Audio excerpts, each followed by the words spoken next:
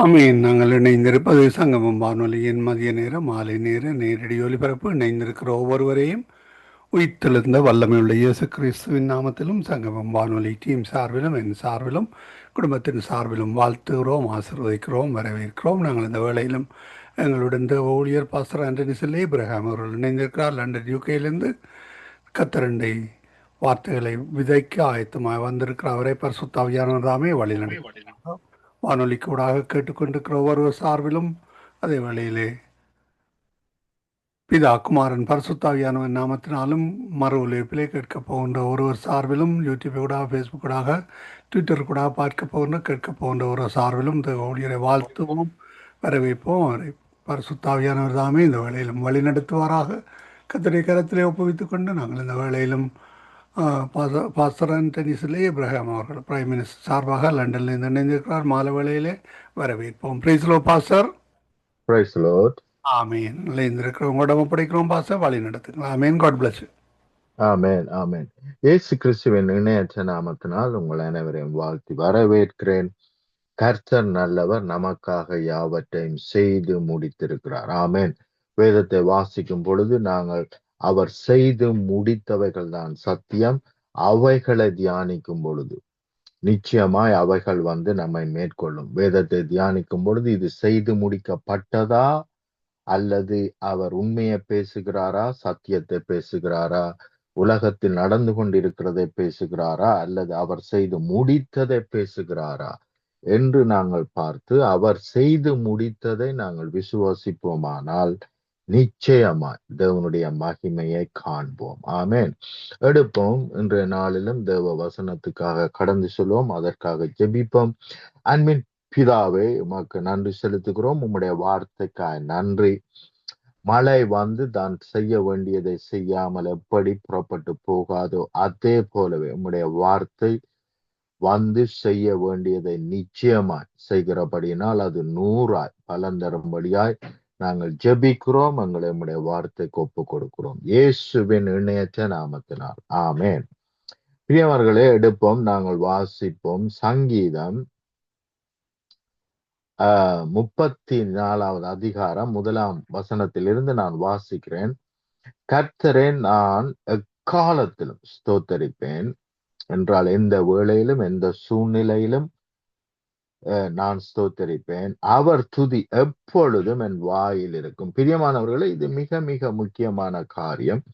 பிசாசானவன் நமக்கு பிரச்சனைகள், வேதனைகள் அல்லது போராட்டங்கள், தடைகள், தாமதங்கள் அல்லது மற்ற தேசங்களிலே நடக்கிற காரியங்களை காண்பித்து நம்முடைய வாயை தவறுதலான வார்த்தைகளை பேசும்படி அவன் திறக்கிறான். ஆனால் நாங்கள் இடம் கொடுக்க கூடாது. பிசாசுக்கு இடம் கொடுக்காதிருங்கள். எபேசியர் 4ஆம் அதிகாரம் 27ஆம் வசனத்திலே வாசிக்கிறோம். பிசாசுக்கு இடம் கொடுக்காதிருங்கள், அவர் துதி எப்பொழுதும் என் வாயில் இருக்கும். அப்ப நாங்கள் வாயை துறந்தால் அவரை போற்றும்படி, அவரை உயர்த்தும்படி, அவருடைய மகத்துவங்களை பேசும்படியே நாங்கள் வாய்களை திறக்க வேண்டும். ஏனென்றால் நீதிமொழிகள் 18ஆம் அதிகாரம் 21ஆம் வசனம் சொல்லுகிறது, ஜீவனும் மரணமும் நாவின் அதிகாரத்தில் இருக்கிறது.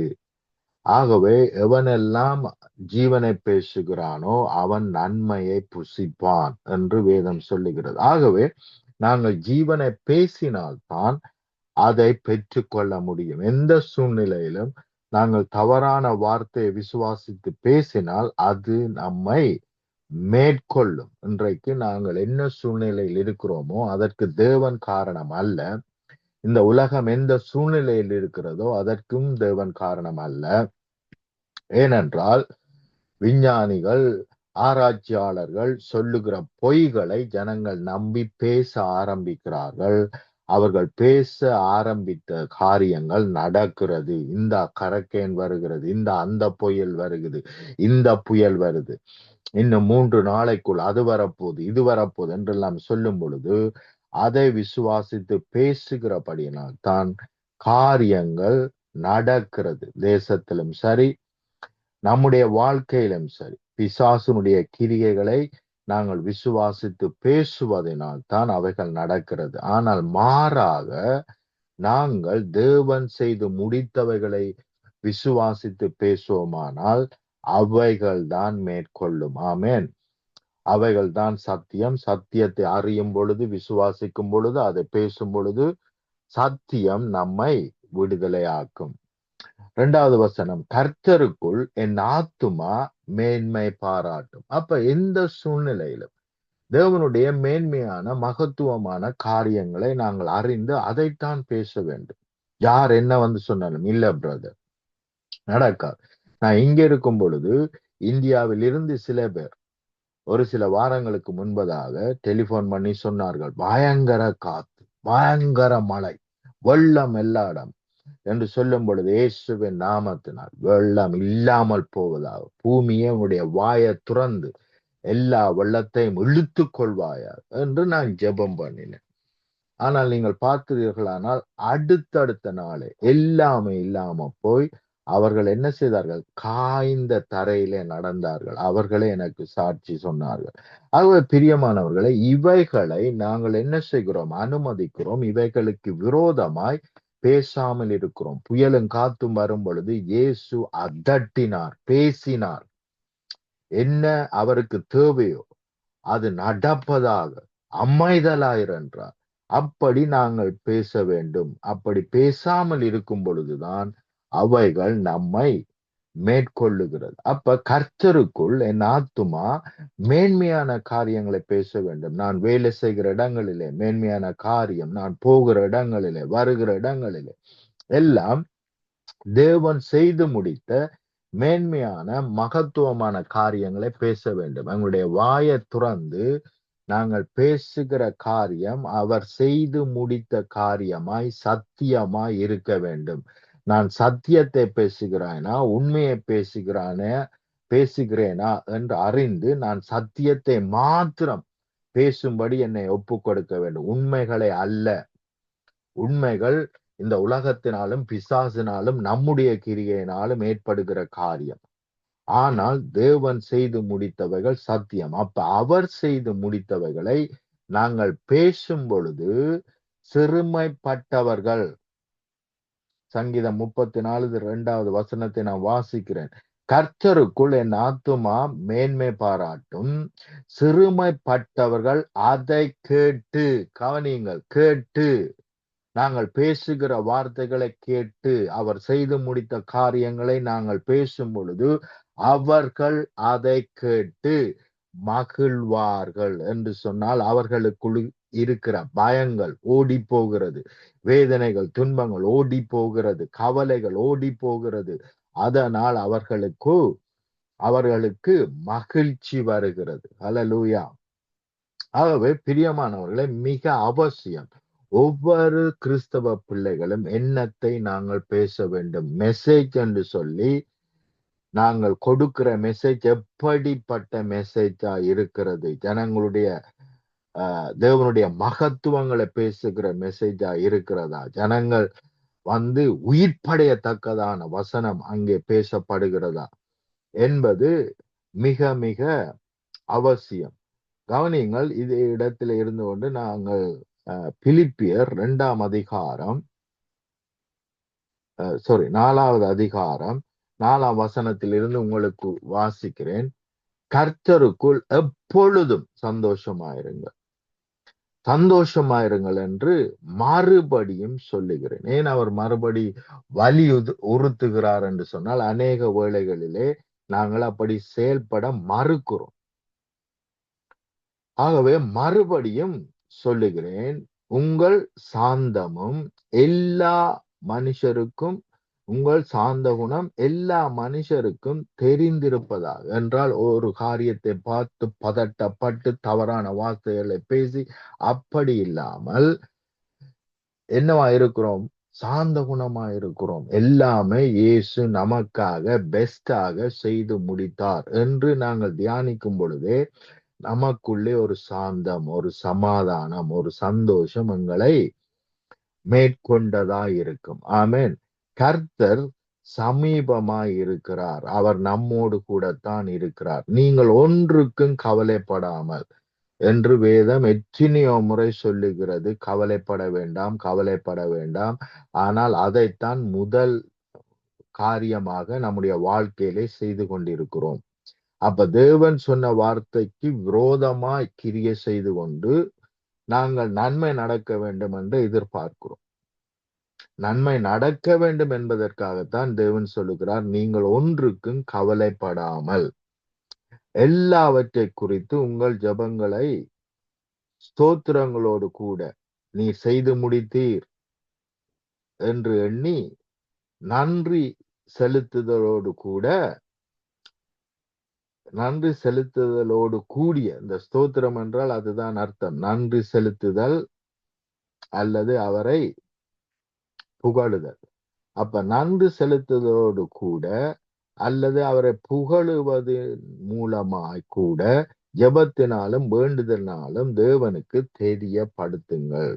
அப்பொழுது எல்லா புத்திக்கும் மேலான சமாதானம் உங்கள் இருதயங்களையும் உங்கள் சிந்தைகளையும் கிறிஸ்து இயேசுவுக்குள்ளாய் காத்து கொள்ளும். அப்ப நம்முடைய சிந்தைகளும் நம்முடைய இருதயமும் சமாதானத்தினால் நிரப்பப்பட வேண்டுமானால் அவர் செய்து முடித்தவைகளை நாங்கள் தியானிக்க வேண்டும். அவருடைய மகத்துவங்கள், அவருடைய மேன்மைகள், மகிமைகள், அவர் செய்து முடித்தவைகள், எப்பேற்பட்ட அற்புதங்களை அதிசயங்களை எல்லாம் தேவன் செய்தார் என்பதை தியானிக்கும் பொழுது அதே அற்புதங்கள், அதே மாதிரி அதிசயங்கள் நம்மை மேற்கொண்டு நம்மை விடுதலையாக்கி விட்டது, நம்மை மேற்கொண்டு இருக்கிறது என்று நாங்கள் விசுவாசிக்கும் பொழுது நமக்குள்ளே மெய்யான சமாதானம் நம்மை மேற்கொள்ளுகிறது. ஆமென். சகோதரரே, உண்மை உள்ளவைகளோ, ஒழுக்கம் உள்ளவைகளோ, நீதி உள்ளவைகளோ, கற்புள்ளவைகளோ, அன்புள்ளவைகளோ, நற்கீர்த்தி உள்ளவைகளோ, புண்ணியம் எதுவோ, புகழ் எதுவோ, இவைகளையே சிந்தித்துக் கொண்டிருங்கள். அப்ப தவறு, தடைகள், தாமதங்கள், பிரச்சனைகள், வேதனைகள், பெருங்காற்றுக்கள், பெரும் அழிவுகள், ஓர்கள் வருது என்றெல்லாம் தியானிக்காமல் தேவனுடைய மகத்துவங்களை நாங்கள் தியானிக்க வேண்டும் என்று பிலிப்பியர் 4ஆம் அதிகாரத்திலே நாங்கள் வாசிக்கிறோம். அல்லேலூயா.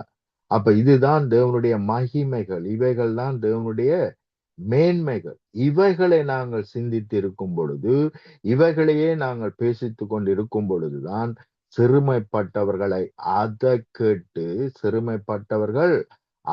கேட்டு மகிழுவார்கள். சங்கீதம் 34 2வது வசனம். 3வது வசனம், என்னோட கூட கர்த்தரை மகிமைப்படுத்துங்கள், நாம் ஒருமித்து அவர் நாமத்தை உயர்த்துவோமாக, துதிப்போமாக, அவருடைய நாமத்தினால் செய்து முடித்தவைகளை தியானிப்போமாக. நான் கர்த்தரை தேடினேன், அவர் எனக்கு செவி கொடுத்து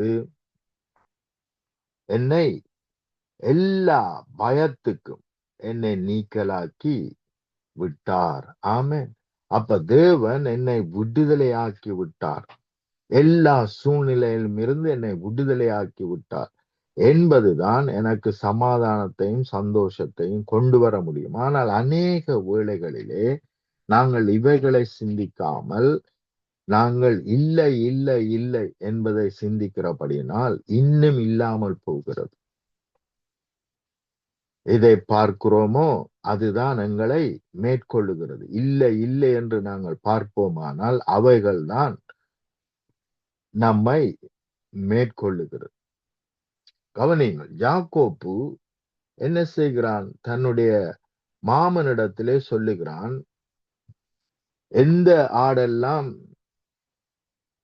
இந்த அடையாளங்கள் கருப்பு வெள்ளை புள்ளிகளோடு இருக்கிறதோ அவைகள் எல்லாம் எனக்கு சொந்தம், புள்ளி இல்லாத ஆடுகள் உமக்கு சொந்தம் என்று ஒரு டீலே போடுகிறான். போட்ட பிறகு அவன் என்ன செய்கிறான் என்று சொன்னால், ஆற்றங்கரையிலே தண்ணி குடிக்க வருகிற ஆடுகளுக்கு முன்பாக புள்ளி புள்ளி புள்ளி உள்ள குலைகளை வெட்டி போடுகிறான். அந்த ஆடுகள் தண்ணீர் குடிக்க வரும் பொழுது அவைகள் என்ன செய்கிறது? புள்ளி புள்ளி புள்ளியாக இருக்கிற இலைகளை செடிகளை வெட்டப்பட்ட அந்த என்ன சொல்லுகிறது தடிகளை அவைகள் பார்க்கிறது. புள்ளி புள்ளியா இருக்கிறதை அவர்கள் தண்ணி குடிக்கும். இந்த ஆடுகள் தண்ணி குடிக்க வரும் பொழுது பார்க்கிறது. அதனால் புள்ளி புள்ளி புள்ளி உள்ள குட்டிகளாய் அவைகள் போட ஆரம்பிக்கிறது. அப்ப எவைகளை அந்த ஆடுகள் பார்த்தார்களோ அவைகளாக என்ன செய்கிறது? அவைகளுடைய குட்டிகள் மாறுகிறது, கன்சீவ் ஆகப்படுகிறது, உருவாக்கப்படுகிறது அவைகளுக்குள்ளே. அப்ப என்னத்தை நாங்கள் பார்க்கிறோமோ அவைகள் தான் நமக்குள்ளே நம்மை சூழ உருவாக்கப்படுகிறது. அப்ப நாங்கள் எதுவும் கிடைக்கல, எதுவும் நடக்கல, எங்க பார்த்தாலும் பிரச்சனை, எங்க பார்த்தாலும் வேதனை, எங்க பார்த்தாலும் கஷ்டம், எங்க பார்த்தாலும் கவலை என்று இதை பார்ப்போமானால் அவைகளைத்தான் நம்முடைய வாழ்க்கையிலே பிறப்பிக்கிறோம். இதை மாற்ற முடியாது. ஆகவேதான் நம்முடைய சிந்தைகளை மாற்ற வேண்டும். மனது புதிதாகிறதுனால் இந்த உலகம் போல சிந்திக்காமல், இந்த உலகத்துக்கு ஒத்த வேஷம் தெரியாமல், உலகத்தை போலவே சிந்திக்காமல், ரோமர் 12ஆம் அதிகாரம் 2ஆம் வசனத்திலே சொல்லுகிறபடி எங்களுடைய சிந்தையை மாற்றுவோமானால் மறுரூப வாழ்க்கை, தேவன் செய்து முடித்த வாழ்க்கை, மேன்மையான மகிமையான வாழ்க்கை, அதிகாரம் வல்லமை உள்ள வாழ்க்கை நம்மை மேற்கொள்ள முடியும். ஆமென். அப்ப எண்ணத்தை பார்க்கிறோம், மனக்கண்களிலே எண்ணத்தை பார்க்கிறோம், சிந்தையிலே எண்ணத்தை பார்த்து பேசுகிறோம் என்பது மிகவும் அவசியம். நான் கர்த்தரை தேடினேன், அவர் எனக்கு செவி கொடுத்து என்னை எல்லா பயத்துக்கும், கவனிங்கள், எல்லா பயத்துக்கும் என்னை நீக்கலாக்கி விட்டார். அப்ப எனக்கு எந்த பயமும் இல்லை. மரணத்தை குறித்து பயம் இல்லை, நோயை குறித்து எனக்கு பயம் இல்லை. இவைகள் எல்லாம் என்னை தொட முடியாதென்று இருக்கிறது. ஆமென். 91ஆம் சங்கீதத்தை வாசித்து பாருங்கள், 103வது சங்கீதத்தை வாசித்து பாருங்கள். உன் பக்கத்தில் 1000, உன் வலது புறத்தில் 10,000 விழுந்தாலும் அவைகள் உன்னை அணுக முடியாது. அவர் என்னை அழிவுக்கு விலக்கி மீட்டார் என்று நாங்கள் வாசிக்கிறோம். எல்லா அழிவுக்கும் என்னை விலக்கி மீட்டு கொண்டார். இங்கே பார்க்கிறோம், பயத்துக்கு என்னை விலக்கி விட்டார். அவர்கள் அவரை நோக்கி பார்த்து பிரகாசம் அடைந்தார்கள். நான் இப்ப சொன்னேன்ல, ஆடுகள் புள்ளி புள்ளியா இருந்த இலைகளையும் தடிகளையும் பார்த்தபடியினால் புள்ளி புள்ளியாய் குட்டி போட்டது. அதே போலத்தான் நாங்கள் யாரை பார்க்கிறோம்? அவர்கள் அவரை நோக்கி பார்த்து பிரகாசம் அடைந்தார்கள். அவர்கள் முகங்கள் வெட்கப்படவில்லை. அப்ப அவரை நோக்கி பார்ப்போமானால் அவர் எல்லாவற்றையும் எனக்காக செய்து முடித்தார் என்பதை நோக்கி பார்ப்போமானால் நம்முடைய வாழ்க்கை பிரகாசம் அடையும், நம்முடைய சரீரம் பிரகாசம் அடையும், நம்முடைய சூழ்நிலைகள், சூழல்கள் எல்லாம் பிரகாசமாய் மாறும். என்று சொன்னால் இருள் நீங்கி போகும், ஒளி மேற்கொள்ளும், தீன்மைகள் ஓடி போகும், நன்மைகள் மேற்கொள்ளும், சுகையீனங்கள் ஓடி போகும், சுகம் நம்மை மேற்கொள்ளும். ஆமென். ஏனென்றால் அவர் ஏற்கனவே சொல்லி இருக்கிறார், எகிப்துக்கு வந்த எந்த அழிவும் அல்லது எந்த நோயும் நமக்கு வராதென்று நாங்கள் யாத்ராமம் 15ஆம் அதிகாரத்திலே நாங்கள் வாசிக்கிறோம். அவைகள் நமக்கு வர முடியாது, நம்மை தொட முடியாது. ஆனால் அநேக வேளைகளிலே நாங்கள் அப்படி விசுவாசிக்காமல் நாங்கள் எப்படி விசுவாசிக்கிறோம்? இவைகள் எல்லாம் நமக்கு வந்து சேரும் என்று நாங்கள் விசுவாசிக்கிறோம். யாத்ராமம் 15:26 கர்த்தர் உன் தேவனாகிய கர்த்தரின் சத்தத்துக்கு கவனமாய் செவி எடுத்து அவர் பார்வைக்கு செம்மையானவைகளை செய்து அவர் கட்டளைகளுக்கு செவி கொடுத்து அவருடைய நியாயங்கள் யாவையும் கை கொண்டாயானால் இது நியாய பிரமாணம். இப்பொழுதோ கிறிஸ்துவின் பிரமாணம் எனக்கு எல்லாவற்றையும் பெற்று கொடுத்திருக்கிறது. நான் எகிப்தியருக்கு வரப்பண்ணின வியாதிகளில் ஒன்றையும் உனக்கு வரப்பண்ணேன் என்ற வாக்கு தத்தம் கிறிஸ்து இயேசுவுக்குள் என நமக்கு ஆமென்றும் ஆமேன் என்றும் இருக்கிறது. நானே உன் பரியாரியாகிய கர்த்தர் என்றார். இப்பொழுது இந்த வாக்கு தத்தம் நான் எல்லாவற்றையும் சரியாய் செய்ததனால் அல்ல, கிறிஸ்து இயேசு எல்லாவற்றையும் சரியாய் செய்து முடித்ததினால் இந்த வாக்கு தத்தத்துக்கு நான் சொந்தக்காரனாய் இருக்கிறேன். இது நிச்சயமா என்னுடைய வாழ்க்கையிலே நிறைவேறியே ஆகும். ஆமென். எசாயா 33 அதிகாரம் 24வது வசனம் இப்படி சொல்லுகிறது, வியாதிப்பட்டிருக்கிறேன் என்று நகரவாசிகள் சொல்வதில்லை, அதில் வாசமாயிருக்கிற ஜனத்தின் அக்கிரமம் மன்னிக்கப்பட்டிருக்கும். அப்ப ஜனங்களுடைய பாவங்கள் மன்னிக்கப்பட்டிருக்கிறபடினால் அவர்களுக்கு வியாதிகள் வருவதில்லை. ஒருவனும் நான் வியாதிப்பட்டேன் என்று சொல்லுகிறதில்லை. ஹல்லேலூயா. 147வது சங்கீதம் 3ஆம் வசனம் இப்படியாய் சொல்லுகிறது, இருதயம் நொறுங்குண்டவர்களை குணமாக்குகிறார், அவர்களுடைய காயங்களை கட்டுகிறார். ஆமென். சங்கீதம் 103, அவர் நம்முடைய பாவங்கள் எல்லாவற்றையும் மன்னித்து நோய்கள் எல்லாவற்றையும் குணமாக்கி. ஹல்லேலூயா. அப்ப இவைகள் எல்லாவற்றையும் அவர் நமக்கு செய்து முடித்திருக்கிறார். ஆனால் நாமோ இன்னும் முடியலை, இன்னும் நடக்கல என்று நாங்கள் நினைக்கிறபடினால் அவைகள் நம்மை மேற்கொள்ள முடியாமல் இருக்கிறது.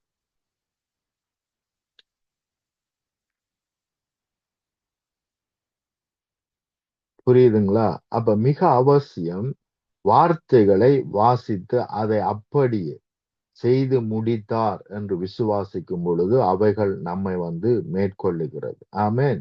நாங்கள் பிரகாசம், நம்முடைய வாழ்க்கையிலே பிரகாசம் வர வேண்டுமானால் அவர் செய்து முடித்ததை நோக்கி பார்க்க வேண்டும். நான் உங்களுக்கு முன்னாடியே சொல்லி இருக்கிறேன், வனாந்தரத்திலே உயர்த்தப்பட்ட செப்பினாலே செய்யப்பட்டு உயர்த்தப்பட்ட சர்ப்பங்களை அவர்கள் நோக்கி பார்த்த பொழுது அவர்கள் மத்தியில் இருந்த மரணத்திலிருந்து விடுதலை ஆனார்கள். மரணம் சர்ப்பத்துக்கு போனது, அவர்களுக்குள்ளே உயிர் வந்தது. அதே போலவே சிலுவையிலே அறையப்பட்ட இயேசுவை நாங்கள் நோக்கி பார்க்கும் பொழுது அவரே சொல்லுகிறார், நான் உயர்த்தப்பட்டிருக்கும் பொழுது எல்லாவற்றையும் இழுத்துக் கொள்வேன் என்று இயேசு சொல்லுகிறார். ஆகவே சிலுவையில் அறையப்பட்ட இயேசுவை நாங்கள் நோக்கி பார்க்கும் பொழுது எங்களுடைய வாழ்க்கையில் இருக்கிற எல்லா விதமான சாபங்களும் அவரிடத்திலே போகிறது. ஏனென்றால் அவர் அதை இழுத்துக் கொள்ளுகிறார். அவை எல்லாவற்றிலும் இருந்து நாங்கள் விடுதலை ஆக்கினது மாத்திரமல்ல, அவருடைய சகல ஆசீர்வாதங்களுக்கும் சொந்தக்காரராய் நாங்கள் மாறுகிறோம். ஆமென். ஆகவே அவரை நோக்கி பார்க்கிற நம்முடைய வாழ்க்கை பிரகாசிக்கும், நம்முடைய தேசம் பிரகாசிக்கும், நம்முடைய சபை பிரகாசிக்கும். ஆமென். இந்த ஏழை கூப்பிட்டான், கர்த்தர் கேட்டு அவன் இடுக்கண்கள் எல்லாம் நீக்கலாக்கி ரட்சித்தார். கவனிங்க, இடுக்கண்கள் எல்லாம் ஒன்று கூட அவர் விட்டு வைக்கல. அப்ப நாங்கள் ஜெபிக்கும் பொழுது இடுக்கண்கள் எல்லாவற்றிலும் இருந்து பாரிபூரண விடுதலையை நாங்கள் பெற்றுக் கொள்ளுகிறோம் என்று விசுவாசிக்கிறவர்களாகிய நாங்கள், அல்லது விசுவாசித்து நாங்கள் ஜெபிக்க வேண்டும். ஜெபத்துக்கு வரும் பொழுதே நான் இன்றைக்கு பேசுகிற வார்த்தைகள் அத்தனையும் ஆமென்றும் ஆமேன் என்றும் இருக்கிறது. ஏனென்றால் அவருடைய வாக்கு தத்தம் எல்லாம் ஆமென்றும் ஆமேன் என்றும் இருக்கிறது. என்னுடைய நாவின் அதிகாரத்திலே ஜீவனும் வல்லமையும் இருக்கிறது. ஆகவே இன்றைய நாளிலே நான் ஜீவனை பேசுவேன். எல்லா சூழ்நிலையிலும் ஜெபத்திலே நான் ஜீவனை பேசுவேன். ஆகவே ஜீவன் மேற்கொள்ளும். ஹல்லேலூயா. அப்ப அப்படியாக நாங்கள் என்ன செய்ய வேண்டும்? எதிர்பார்ப்போடு தேவனிடத்திலே வருகிறவர்கள் அவர் ஒன்றென்றும், அவரை தேடுகிறவர்களுக்கு அவர் பதில் அளிக்கிறவர் என்றும் விசுவாசிக்க வேண்டும். அப்ப ஜெபத்திலே வரும்பொழுது நிச்சயமா நாங்கள் ஜெபிக்கிறது 100% அப்படியே நடக்கும் என்று நாங்கள் விசுவாசிக்க வேண்டும். அப்படி விசுவாசிப்போமானால் நிச்சயமாய் தேவனுடைய மகிமையை காண்போம். அப்ப கவனிங்கள், அவனை அவர் எல்லா இடுக்கண்களில் இருந்தும் இடுக்கண்கள் எல்லாம் நீக்கலாக்கி ரட்சித்தார், நம்மை ரட்சித்தார், எல்லா இடுக்கண்களிலும் இருந்து நம்மை ரட்சித்தார். இதை நீங்கள் விசுவாசிக்க அறிக்கை பண்ணும் பொழுதுதான் அவைகள் என்ன செய்யும்? நம்முடைய வாழ்க்கையிலே கிரியை செய்ய ஆரம்பிக்கும். ஆமென். கர்த்தருடைய தூதன் அவருக்கு பயந்தவர்களுக்கு சூழ பாளையமுறங்கி அவர்களை விடுவிக்கிறார். ஆமென். அவரை நம்பும் பொழுது நாங்கள் பரிபூரண விடுதலையை பெறுகிறோம். சங்கீதம் 34:8 இப்படியாய் சொல்லுகிறது, கர்த்தர் நல்லவர் என்பதை ருசித்து பாருங்க. அவர் மேல் நம்பிக்கையா இருக்கிற மனுஷன் பாக்கியவான். ஹல்லேலூயா. பாக்கியவான் என்றால் ஆசீர்வதிக்கப்பட்டவன். நானும் நீங்களும் ஆசீர்வதிக்கப்பட்டவர்கள். ஏனென்றால் அவரை நம்புகிறோம். உண்மையை சொல்ல போனால் அவரை மாத்திரம்தான் நம்ப வேண்டும். உலகத்தை நம்ப முடியாது, நம்முடைய வேலையை நம்ப முடியாது, நம்முடைய சூழலை நம்ப முடியாது, நம்முடைய அரசாங்கத்தை நம்ப முடியாது. அப்ப நாங்கள் காண்கிறவைகளை நம்ப முடியாது. ஏனென்றால் அவைகள் உண்மைகளாய் இருக்கிறது. அவைகள் எந்த நேரமும் எந்த நிமிஷமும் மாறக்கூடியவைகள். ஆனால் தேவன் செய்து முடித்தவைகள் சத்தியமாய் இருக்கிறது. ஆகவே அவைகள் நிச்சயமாய் நம்மை மேற்கொள்ளும். ஆமென். எல்லா நன்மையும் நமக்கு கொடுத்திருக்கிறார். அவர் எதையும் தடுத்து வைக்கவில்லை. நமக்கு கொடுக்காமல் எதையும் தேவன் தடுத்து வைக்கவில்லை என்று வேதம் சொல்லுகிறது. ஆகவே சகலமும் நமக்காக ரிலீஸ் பண்ணப்பட்டாயிற்று. அதை நாங்கள் விசுவாசித்து அறிக்கை பண்ணுவோமானால் நிச்சயமாய் நம்மை அவைகள் மேற்கொள்ளும். அல்லேலூயா. சில வார்த்தைகளை நான் உங்களுக்காக வாசிக்கிறேன். எடுப்போம். சங்கீதம்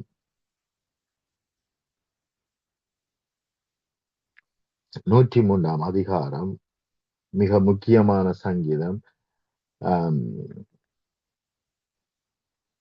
அவர் என் அக்கிரமங்களை எல்லாம் மன்னித்து என் நோய்களை எல்லாம் குணமாக்கி என் பிராணனை அழிவுக்கு விலக்கி மீட்டு உன்னை கிருபையினாலும் இரக்கத்தினாலும் முடிசூட்டி பிராணனை அழிவுக்கு விலக்கி மீட்டு விட்டார்.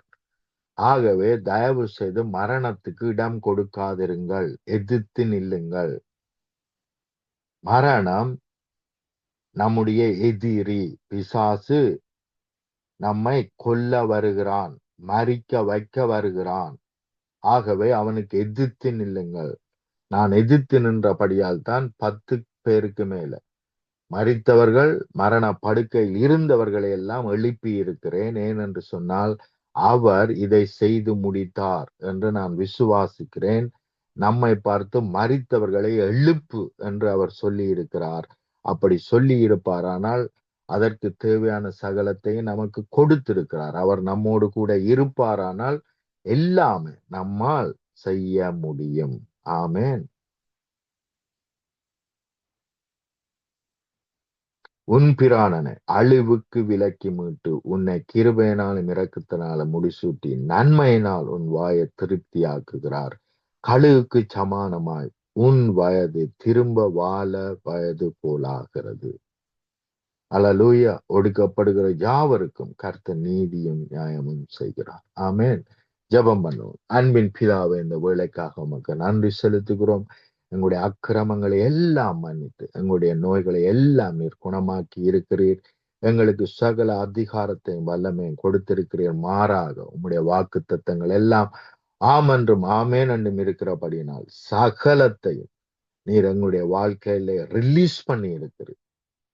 அவை இப்பொழுதே மேற்கொள்ளட்டும். நம்முடைய வாழ்க்கையை, நம்முடைய எதிர்காலத்தை, நம்முடைய சூழலை, சுற்றாடலை, சபையை, தேசத்தை மேற்கொள்ளுவதால் உம்முடைய ராஜ்யம் வருவதாக, உம்முடைய சித்தம் செய்யப்படுவதாக,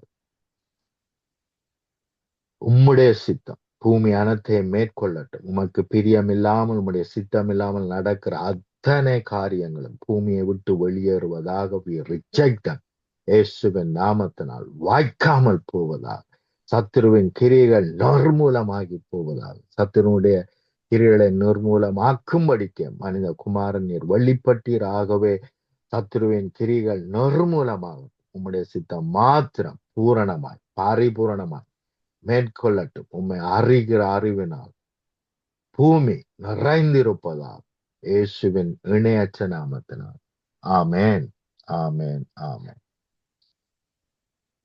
ஆமீன், ஆமீன். அருமையான வார்த்தைகளுக்கூடாக வழி நடத்தினீர்கள். கத்தர் தாமே உங்களுடன் கூட இந்த ஆசீர்வாதத்தை வழி நடத்துவாராக. கத்தருடைய கரத்திலே உங்களை உங்கள் குடும்பத்தாரையும் சபையும் ஒப்புவிக்கிறோம். நாங்கள் திரும்பமாக டிசம்பர் மாதத்திலே முதல் நாளிலே சந்திப்போம். அதுவரையும் தேவசமாத கூறுகிறோம், வாழ்த்துகிறோம், ஆசீர்வதிக்கிறோம், கத்தருடைய கரத்திலே ஒப்புவிக்கிறோம். கொடுக்கப்பட்ட வார்த்தைகளுக்காக கேட்டுக்கொண்டிருந்த ஒரு சார்பிலும் அதே வேளையிலே மறு ஒலிபரப்பிலே செல்கின்ற பொழுதும் கேட்கின்ற ஒருவரும் கத்தர் தாமே இந்த வார்த்தைகளுக்கூடாக வழிநடத்தப்பட கத்தர் உதவி செய்வாராக. இந்த வார்த்தைகள் 100 மடங்காக பெருக கத்தர் உதவி செய்வாராக. கத்தருடைய கரத்தில் ஒப்புவிக்கிறோம். கத்தர் தாமே உங்களுடனே கூட இந்த ஆசீர்வாதத்தை வழிநடத்துவாராக. Pastor, God bless you. Amen, amen. We are blessed. Amen, amen. அருமையானவர்களே, இதுவரை நேரம் எங்களுடன் இந்த ஊழியர் பாஸ்டர் அண்டனிசில் ஏப்ரஹாம் அவர்கள் லண்டன் யூகேயிலிருந்து இணைந்து கத்தருடைய வார்த்தைகள் எடுத்து வந்து விதைத்தார். கத்தர் தாமே அவருடனும் கூட இந்த ஆசீர்வாதத்தை வழிநடத்துவாராக. கத்தருடைய கரத்திலே ஒப்புவிப்போம். எல்லா காரியங்களிலும் கத்தருடைய கரம் கூட இந்த வழி நடத்துவாராக. ஆமேன், ஆமேன். நாங்கள் ஆசீர்வதிக்கிறோம். அந்த ஆசீர்வாதங்கள் அவர் பெற்றுக்கொண்டார் என்ற அந்த விசுவாசத்தோடு நன்றிகளையும் வாழ்த்துக்களையும் கூறி விடைகிறோம். Amen. God bless you, pastor. Amen. நாங்கள் இணைந்திருப்பது சங்கமம் வானொலியின் மாலை